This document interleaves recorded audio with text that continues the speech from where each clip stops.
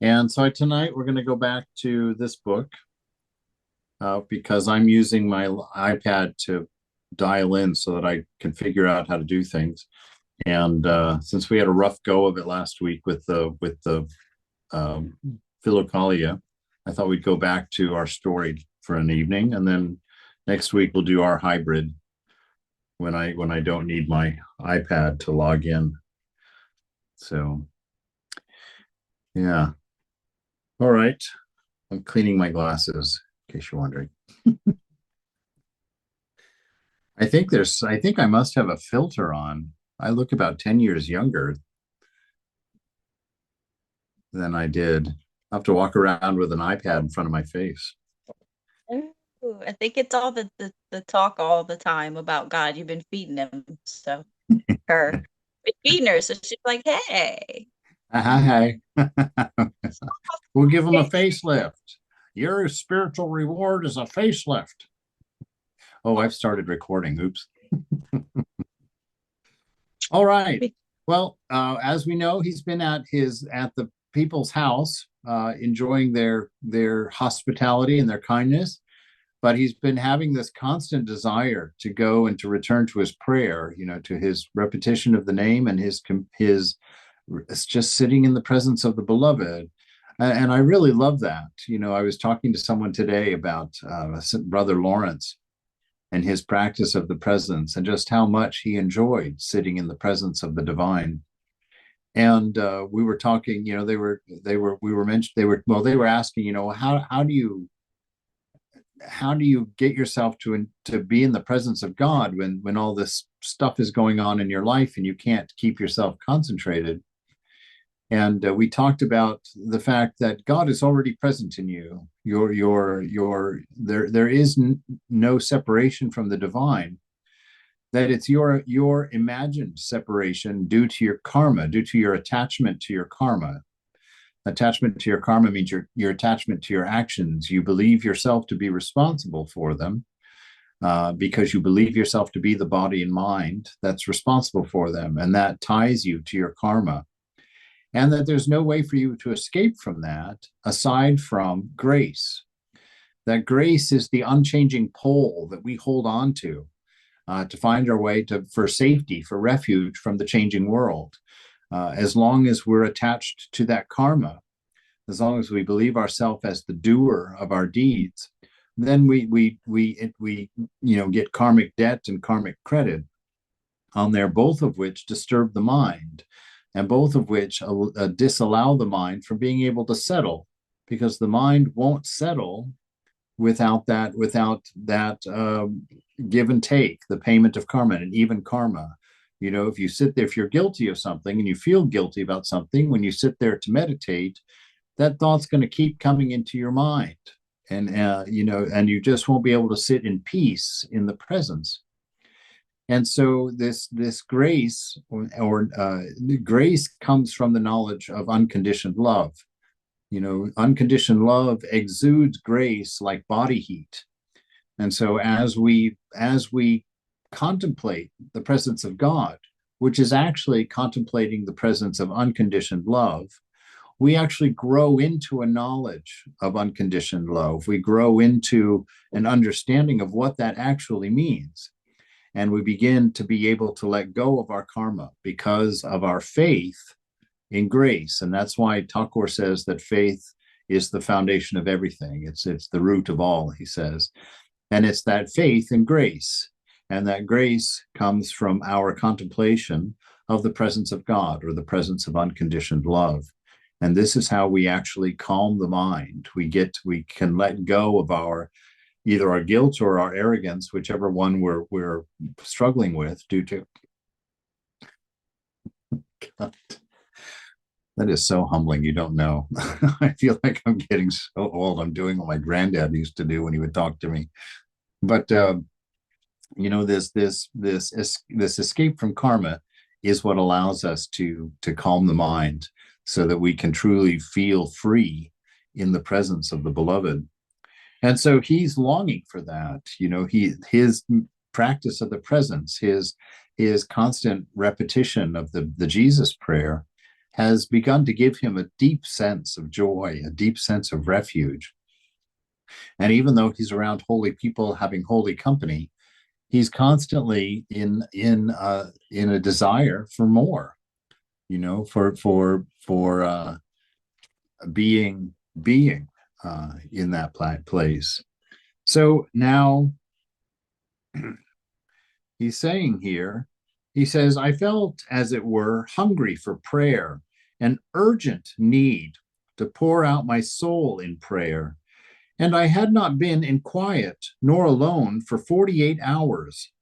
I felt as though there were in my heart a sort of flood struggling to burst out and flow through all my limbs. So if you're following along in my book, it's page 72. I don't know which book everybody's using. And he says, to hold it back caused me severe, even if comforting, pain in the heart, a pain which needed to be calmed and satisfied in the silence of prayer. And this is how you know that he has a wonderful reality to his relationship with the beloved, that it's not a matter of getting away with not doing his practice. It's not a matter of like, oh, darn, I didn't get to sit today. It's like, oh, I watched Tom and Jerry too long. I guess I'll cut my prayers to 20 minutes instead today. The things that are often often my experience in life, and certainly others. But this longing of the heart takes root. The more that we practice, the more that we begin to enjoy God through grace. The more that we're able to actually live in the presence, which is always real and always there. And so if you don't feel the presence, it's because of a noisy mind. It's because of a karmic, battle that we're involved in. And so what you do, we have these dry meditations because it feels like God isn't there, like God has gone somewhere. And the ego will tell you stories like, oh, well, God is disappointed in you, or you're not focused enough, or you don't have enough longing, or you don't have enough love, or you're impure. All of these different ways that the ego separates you from your refuge in the divine, which kills the ego. And the ego, as if it has its own sentience because you're attached to it, gains power in that. And so he says here, and now I saw why those who really practice interior self-acting prayer have fled from the company of men and hidden themselves in unknown places. I saw further why the venerable Isiki called even the most spiritual and helpful talk mere idle chatter if there were too much of it. Right? So we can, this is an interesting thing. Even spiritual talk, if it's an enjoyment of ours, can be too much if we just do too much of it. And so he says, just as Ephraim the Syrian says, good speech is silver, but silence is pure gold.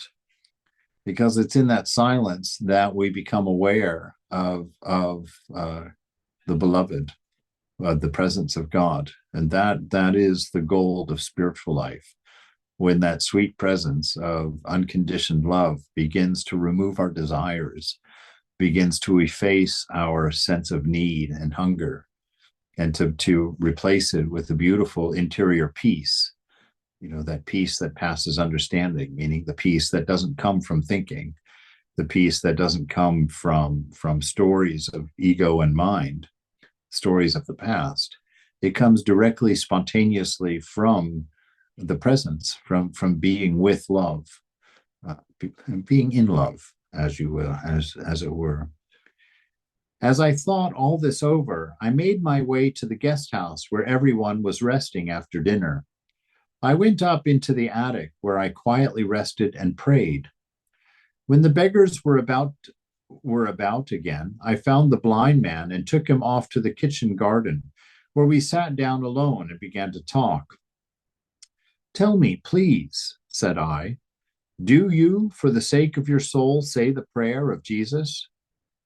He responded, I have said it without stopping for a long while. But what sort of feeling do you get from it? I asked.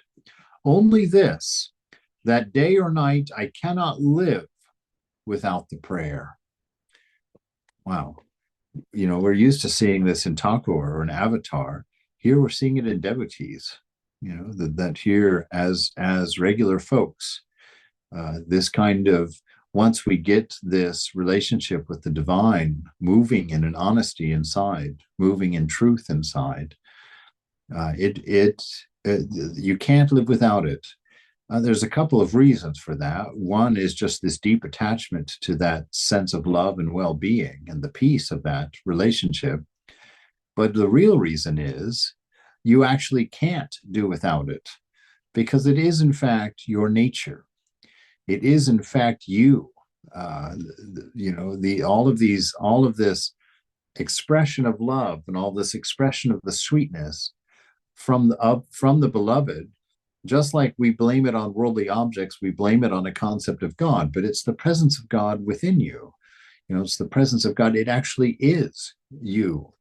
And so you begin to know that without knowing that, which means that you just have this feeling, I can't do without this. This is amazing. You start to realize, you start to feel and sense your nature manifesting, and it's too wonderful. It's answering all of your longings, and all of your confusions are being healed by it, because that attention is finally beginning to rise, and that light of consciousness, that light of God, light of love, light of awareness within you is beginning to comb through all the channels of your mind and take out the tangles, take out the confusion caused by misunderstanding in Maya, caused by living in the mind and constantly thinking and getting tied into all different types and layers of states and understandings. Only this, that day or night I cannot live without the prayer. How did God show it to you? Tell me about it. Tell me everything, dear brother. Well, it was like this. I belonged to this district, and I used to earn my living by doing tailoring jobs. I traveled about different provinces, going from village to village, and made clothes for the peasants. I happened to stay a fairly long time in one village, in the house of a peasant for whose family I was making clothing. One day, a holy day it was, I saw 3 books lying near the icons, and I asked who it was in the household that could read. No one, they answered. Those books were left us by an uncle. He knew how to read and write. I picked up one of the books, opened it at random, and read, as I remember to this very hour, the following words. Ceaseless prayer is to call upon the name of God always, whether a man is conversing or sitting down or walking or making something or eating, whatever he may be doing. In all places and at all times, he ought to call upon God's name. Reading that started me thinking how simple that would be for me. I began to say the prayer in a whisper while I was sewing. In a whisper while I was sewing, and I liked it. People living in the same house with me noticed it and began to make fun of me. Are you a wizard or what? They asked, going on whispering all the time. Or what are you muttering charms about? So to hide what I was doing, I gave up moving my lips and went on saying the prayer with my tongue only. In the end, I got so used to the prayer that my tongue went on saying it by itself, day and night. And I liked it. I went about like that for a long time, and then all of a sudden I became quite blind. Almost everyone in our family gets dark water. And he's got a footnote here. Dark water is the popular name for glaucoma. So he must have had gotten glaucoma. Let me just check and see everybody's in. Yes. All right. Hello, Lucy. I don't know if we've met, but welcome aboard. So he's gotten glaucoma shortly after learning this mantra, the name of God, and he's become regular in it. Such a short time, and you see that everybody probably has a story like that. How when you start the mantra, it doesn't take more than a week or two, if you do a constant practice with it, for it to stick, for it to begin saying itself. I always like to share my experience in that, because it was quite helpful to me, that when I would go on a walk, every time my right foot would hit the ground, I would start the mantra. And so I found that after I'd been doing that for, a little over a week, I just discovered one day that anytime I took more than 3 or 4 steps somewhere, that the mantra would automatically begin in my mind, whether I had tried to do it or not. And so this habit is quite wonderful. It's very encouraging when you find your mind doing practice without you having consciously started it. It's a great sign of the mind purifying, and the fact that this experience of the mantra, because the scriptures say that the name of God and God are not different, that the name indicates the form and the form indicates the name, and you can't say one without the other. One can't exist without the other. Tagore says again, that's that milk and its whiteness, or fire and its power to burn. They are two things, but they are one cannot be thought of without the other being present. And so when you say the mantra, when you repeat God's name, it's wonderful to remind yourself in consciousness that as that name is pronounced, it invokes the presence, right? And that presence is an awareness of the image within you, the image that conscious reflects, that reflection in consciousness of the divine presence. And so I was telling somebody today that if you're looking at if you're saying the mantra, keep the mantra as your focus, but with everything else, become, it's a difficult thing to know how to describe. But when you, let's see, when you, if look at a single point, like put your finger in front of your face like this, and just pay attention just to your fingernail. But instead of looking at the fingernail, don't move your eyes from it. Keep your eyes on it, but shift your attention to your peripheral vision. And see, and just notice as you're staring at that singular point, just pay attention to everything that's around it and get a good sense of that feeling, what it's like to do that, to spread your awareness to the things around what you're actually looking at. Now take that practice and do the same thing with your mantra in your mind. You hold the mantra, but the mantra will help you become aware of the presence. And the presence is felt in the same way that you pay attention to the periphery of your vision around your finger that you're looking at. You're trying to become aware of that which is hearing the mantra in the mind. Try and become aware of the source of the mantra as it runs in the mind. So you're paying attention to the mantra, you're listening to it very carefully, you're focused on it, but your attention actually is focused on trying to hear the source. It's trying to know the listener to the mantra, and that's an active living experience of the actual presence, that awareness, that Satchitananda is the divine. And the characteristic of that divine is your existence. And so by paying attention to that which is listening to the mantra as it's being spoken in your mind, is the presence, is the divine. It's your direct experience of the beloved. Your awareness of your awareness is that intimacy. And that awareness of that awareness is what leads to that inner stillness. And that inner stillness is what makes the presence of God ever more clear within. And if you are able to dive deep into that experience of the surrounding silence of the mantra, that stillness is where you find the gems. That's where you find eternity. That's where you become aware of your immortality. That's where you become aware of your bliss, or the love that is the image of God within you. And this is where, with practice, We move our sense of being out of the changing, which means out of the active mind, out of the mind with thoughts, and we begin paying attention to the silence that allows the thoughts in the mind. And so it's very much like Eckhart Tolle gives an example of an exercise.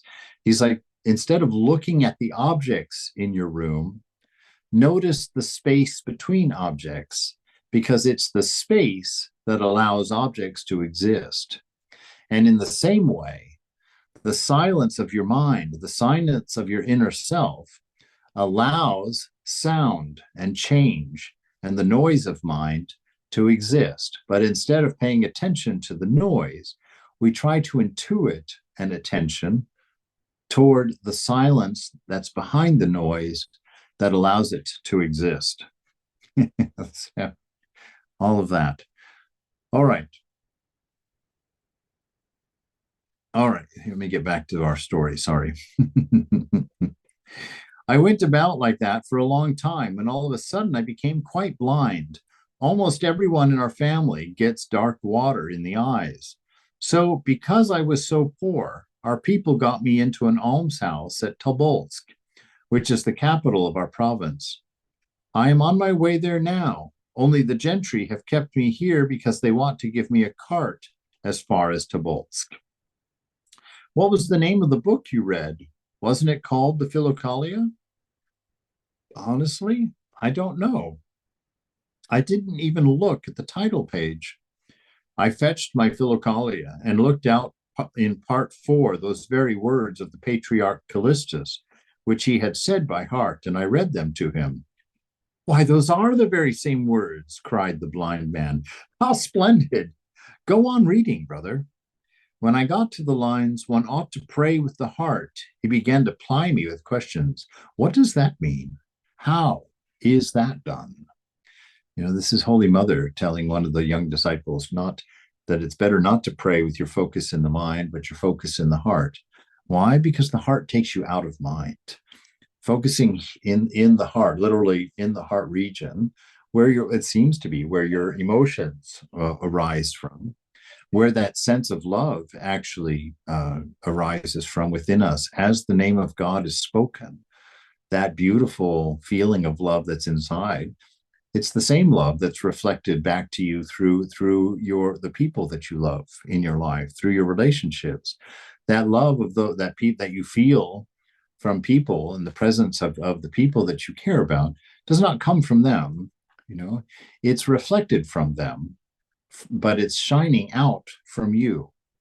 And so it's a reflection of the divine in the divine name that you think, which is actually what you're attracted to in things you consider to be external to yourself, whether it's people or your favorite objects, your favorite toys, even your favorite foods, all of the sensations that through discernment we come to understand that they are reflecting back to you the love of the divine through a name that's hidden in them somewhere. Something about them, something in them reminds your nature of itself.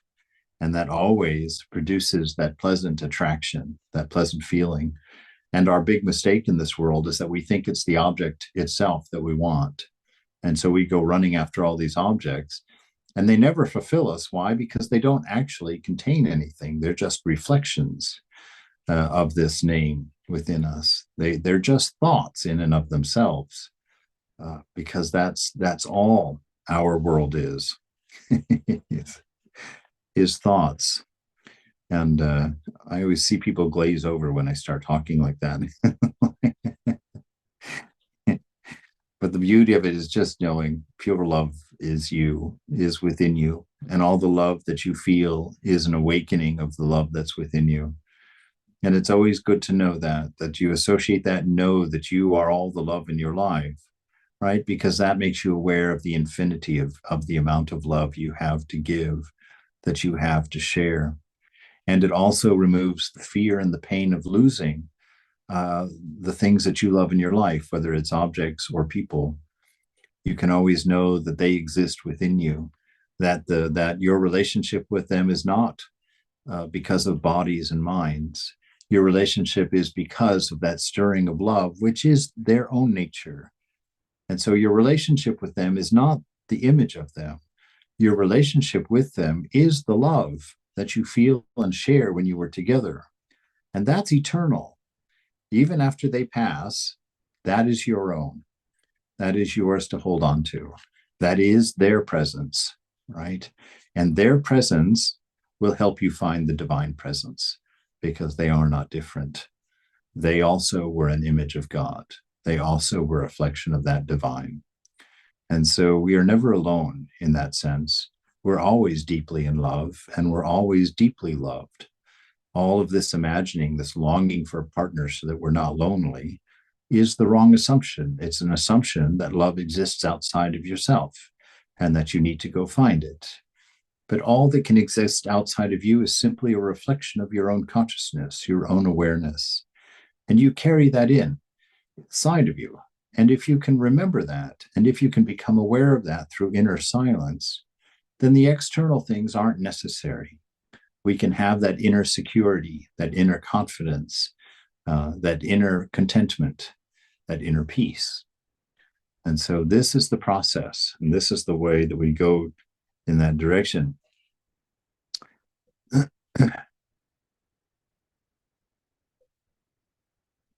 So what does this mean to meditate in the heart? It means to step outside of mind and to watch from the heart center where your inner shrine is. You know, if you haven't found the inner shrine, this is the beacon for where it exists. And so you follow the feeling of love, you follow the notion of love into the heart. And that's where we create our shrine to the beloved, to the divine. And that's the shrine that we sit in when we chant our mantra or when we say our prayers or we sing our songs. That's the waiting room, your bridal chamber, according to St. John of the Cross, your bridal chamber that you purify and decorate and nurture through your practice in your waiting for the arrival of the beloved, the day of your realization, the consummation of the marriage with the divine. So I told him, he asked, how is that done? And I told him that the full teaching on the praying in the heart was given in the same book, the Philokalia. He begged me eagerly to read the whole thing to him. This is what we will do, said I. When are you starting for Tobolsk? Well, straight away, he answered. Very well then. I am going to take the road again tomorrow. We will go together, and I will read it all to you, all about the prayer of the heart, and I will show you how to find where your heart is and to enter it. And what about the cart? He asked. What does the cart matter? We know how far it is to Tobolsk, a mere 100 miles. We will take it easy and think how nice it will be going along, just we two, together alone, talking and reading about the prayer as we go. And so it was agreed. So a Sangha of two, it says, Jesus says, wherever two or more are gathered in my name, in that name of God, I am there also. Right. And so the fire and its reflection will create the awareness, which is the presence of Jesus, the presence of the divine. So it's always wonderful to have Sangha, even now together for all of us. I've heard it mentioned a few times in the last couple of weeks, the love that's growing, the purity that's developing, and the happiness and the joy it's seeing the divine in each other as we come together, as we do this together. So in that way, Mother is moving. Mother will reveal herself in these holy friendships, these holy trustings, these holy intimacies that we develop with each other. In the evening, our host came himself to call us all to supper.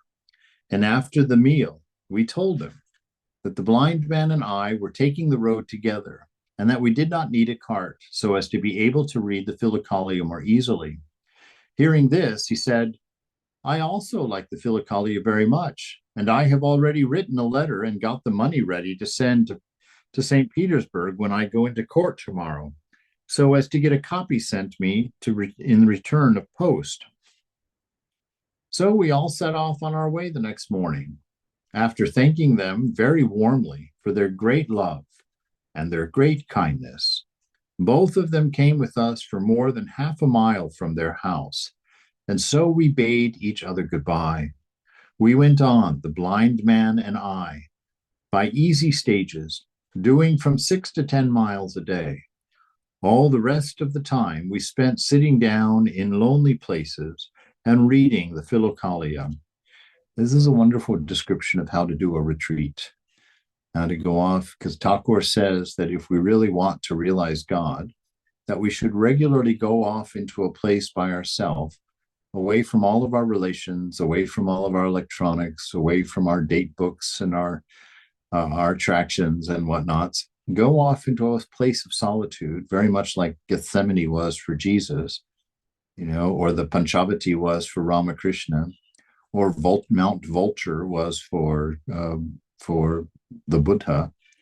To go off into these quiet places and commune with the divine on purpose, and removing as many of the distractions from the senses as we can.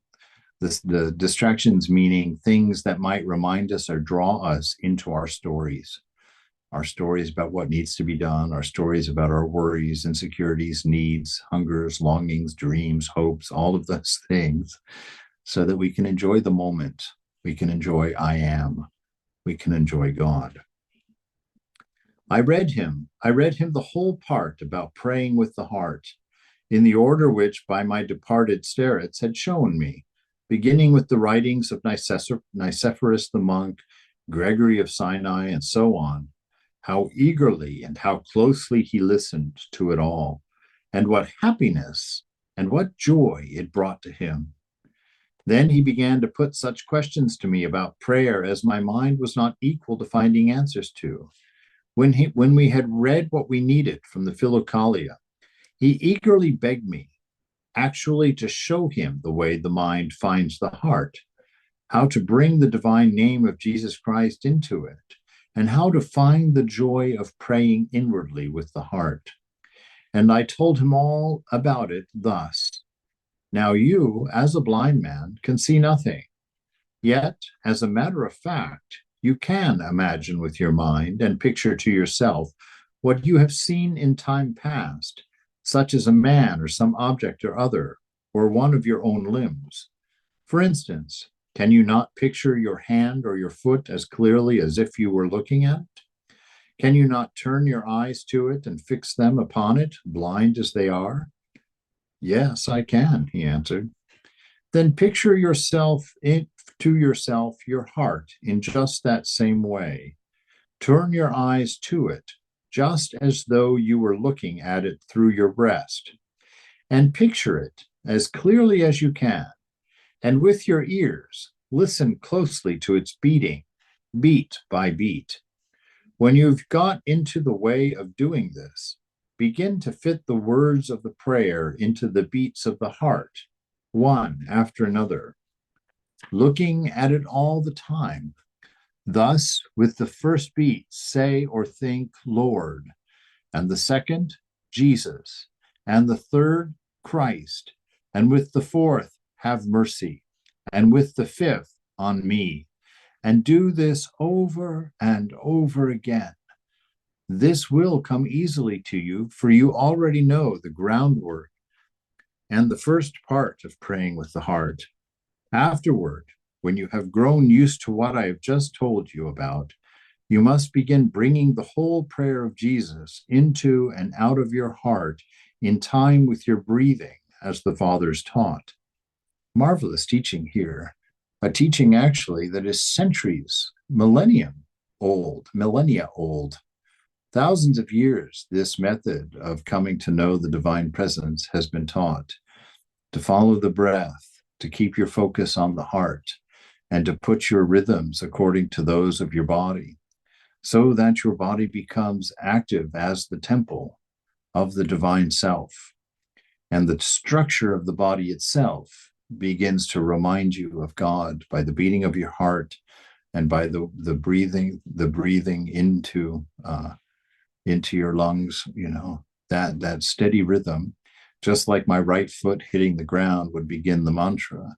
These very rhythms of being begin to put us at the feet of the beloved, of the divine and to remind us of that company. And with every thought of God, the mind is just a bit purer. The thoughts of me and mine diminish just a bit each time. And just knowing that, we continue. We don't have to do anything else. You see, it is grace that cleanses us. It's grace that breaks our attachments, our subjection to our karmas, breaks our responsibility for our actions. And the whole time we are thinking of love, reminding ourselves of this divine, infinite, unconditioned love. And that love, keeping that love first and foremost, is very important.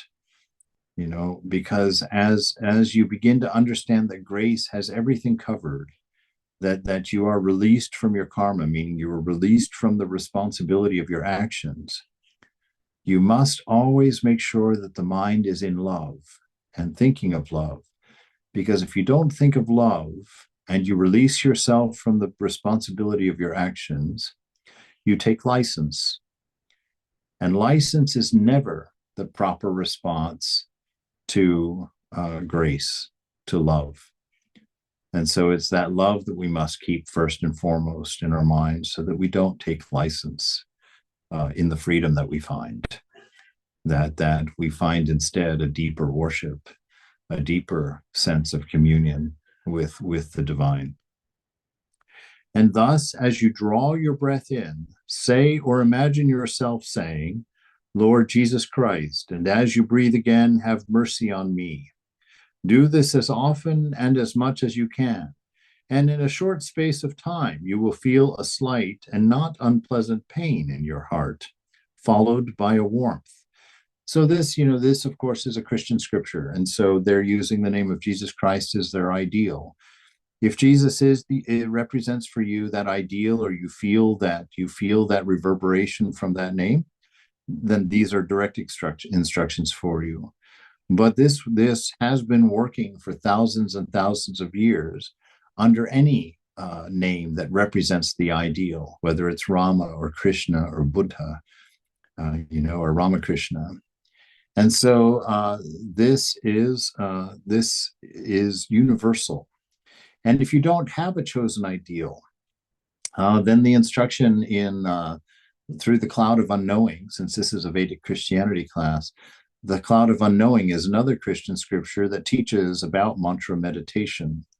And in there, it gives you the instruction, if you don't have a mantra, or if you're not going to use this Jesus prayer, you can use a word that points at a name of God, like love. You can use a prayer like God is love, or almost any word that points to the ideal for you. It's easier if it's a name of God, a name of one of the manifestations of God, an avatar or incarnation, if you will, like those names I just mentioned, because they have personality behind them and story behind them, and a way of working in an intimacy and developing an intimacy through thinking about them and running them through the mind, which helps a lot in clearing it. But even just the plain word love will do the same thing if sung or repeated with sincerity and earnestness, with an idea of truth behind it. Thus, by God's help, you will get the joy of self-acting inward prayer of the heart. And it's interesting that he keeps pointing to this notion of self-acting. This is important because it's that presence that is doing all of the work. Quite often in modern spiritual life, we talk about having to do all of this stuff in imitating and doing. You have to be a nicer person. You got to stop cussing. You've got to stop smoking. You've got to this, that, and the other. If you try and stomp out a forest fire, one little flame at a time, it's not going to work. You have to go for the source of the flame. You have to go in there. Uttering the name of God itself brings about your awareness, and that awareness is what does the work. So it's self-acting. The more you think of divine love, the more you will manifest divine love. The more you think of vice, the more full of vice you become. You become what you think. So if your thoughts are constantly on a pure soul like Buddha or Jesus or Ramakrishna, then slowly, slowly, slowly, it becomes, as Paul says, Christ living in you and not you living in you, which means the surrender of your ego, right? And that Christ that is living in you is actually the Christ that has always lived in you. It's just that your ego eclipsed that effect, and it took a universal love and made it particular. And you used that particular love to feed your own ego, to gather friends that made you feel secure, to gather money to make you feel powerful, to gather lovers to make you feel oneness or intimacy. But in the proper use of that love, it spreads equanimously to everyone around you. Everyone is your mother. Everyone is your father. Everyone is your brother, your sister, based on whatever you want to base that on, actually. Thus, by God's help, you will get the joy of self-acting inward prayer of the heart.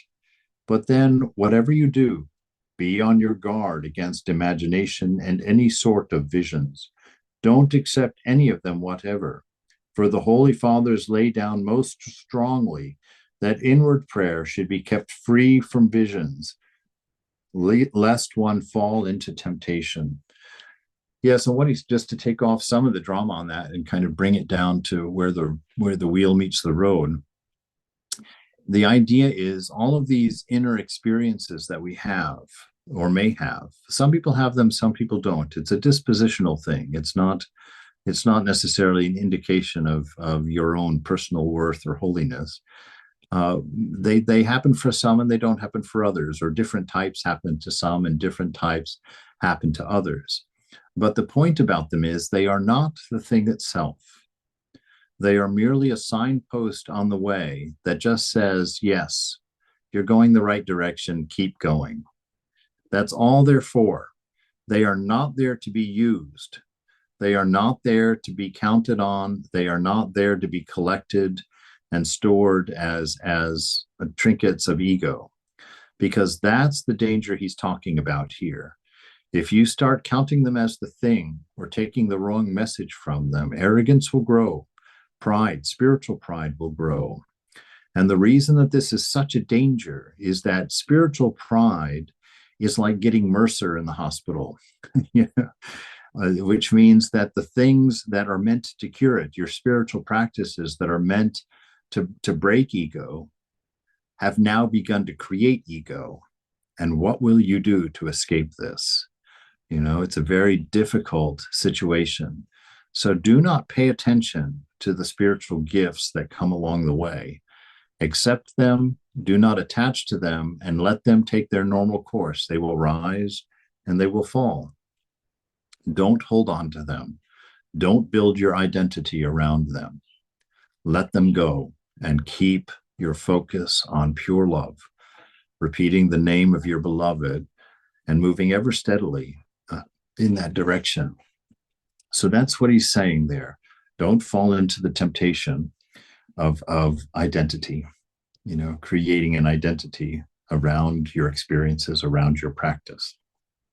Your practice is meant to break down your identity so that you can be what you are when you're not being told by mind, body, or circumstance what you are, right? That's when you find your true nature. That's when you discover that diamond of the beloved's image within you. All right. Anybody have any questions so far, or concerns or insights or helps? We have a few more minutes, but I thought I'd give us some time to do it.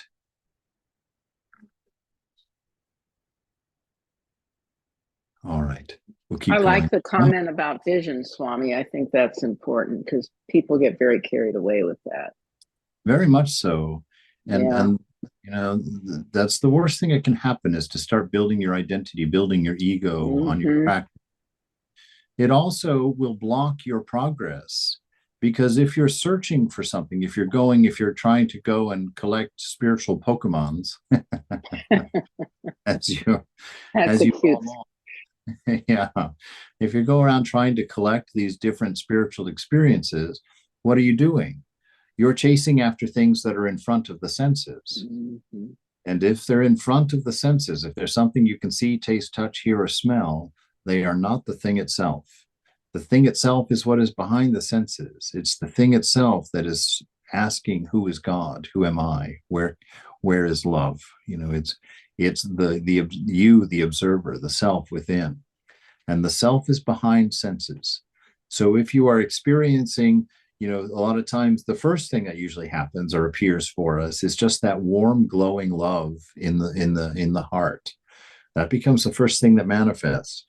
You'll find that if you start going for that feeling when you sit to meditate, you will find that either you won't find it at all, which is usually what happens, because you're trying to find something, that only appears when you're not looking for anything.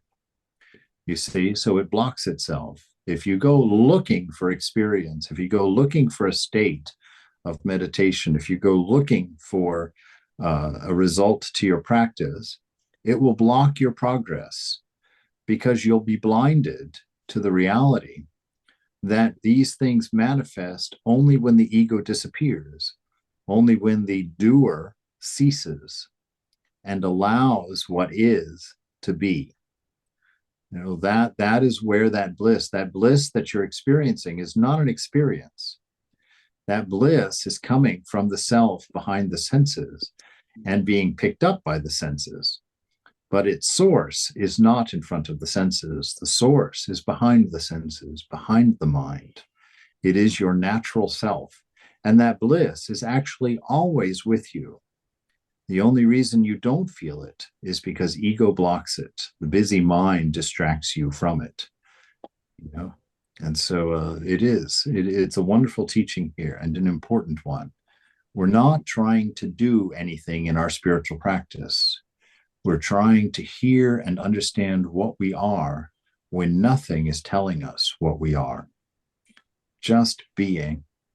And in that silence of being, our infinite wisdom becomes apparent, our unconditioned love becomes apparent, and the joy of existence, the wonder of existence, becomes apparent to us.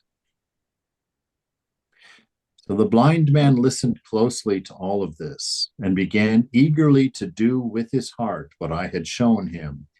And he spent a long while at it, especially during the night time at our halting places. In about 5 days' time, he began to feel the warmth very much, as well as the happiness beyond words in his heart. And that's important, the happiness beyond words. So he's talking about the bliss, because happiness beyond words means a happiness beyond cause. A happiness beyond words means a happiness that is not an arrangement of thinking, right? It's not something that falls into the subject-object relationship category, which is what's necessary to have an idea in the mind. So it's not coming from a condition of mind. It's coming in from your own nature, bleeding up through a silent mind. So you begin to feel this happiness beyond words in his heart, and a great wish to devote himself unceasingly to this prayer, which stirred in him a love for Jesus Christ. So this is that hoisting the sail that Sri Ramakrishna is always talking about. You do the work, you get the mantra started, you keep the focus on the mantra started. You find the shrine of the heart, you put your attention there, and you begin your practice there. And the warmth of the heart you begin to become, it's not a matter of that you're generating this warmth in the heart, it's that you are becoming aware of this warmth in the heart. And then this warmth in the heart leads to that joy, that gladness of finding something finally that is fulfilling, that requires nothing but your listening, nothing but your making yourself available to it. And how long have we sought for that? How long have we hungered for that? Tasting and touching and trying so many things in the sense world to only get little reflections, little flickers of it. that have led us to have to chase lovers and, chase experiences and chase flavors and sounds in order to get what we thought was hidden in them, to try and get something from them. But all of those things are only thought, only waves in the mind. That which is real has to come up from behind that, from the depths of the ocean, as it were. All right, let's go ahead and stop there for the night. It's a nice place to stop. Mm-hmm. He's going to go on, although,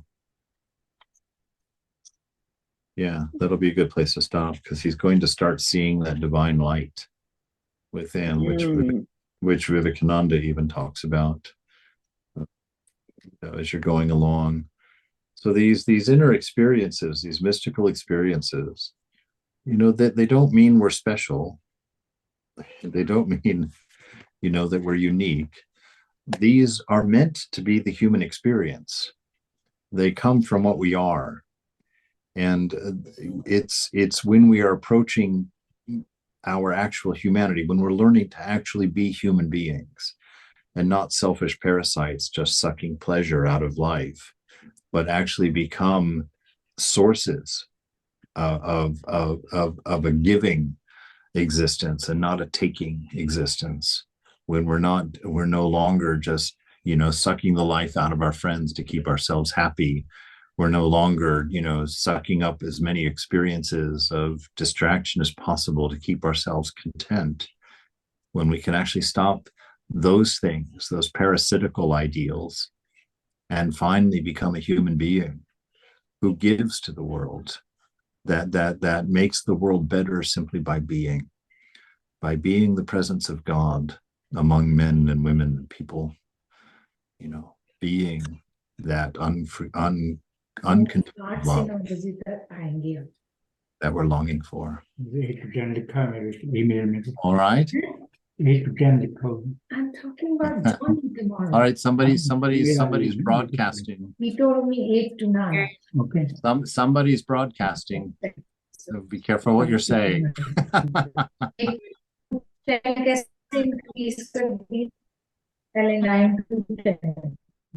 Email telling me that. All right. We'll push the big button and take care of it. All right. So if anybody has anything else to add or anything else to say? So what do we do with the feeling in the chest, in your heart? Do we ignore No. that? Oh, Or- just be with it. So It's we shouldn't try and share it. That's kind of my question.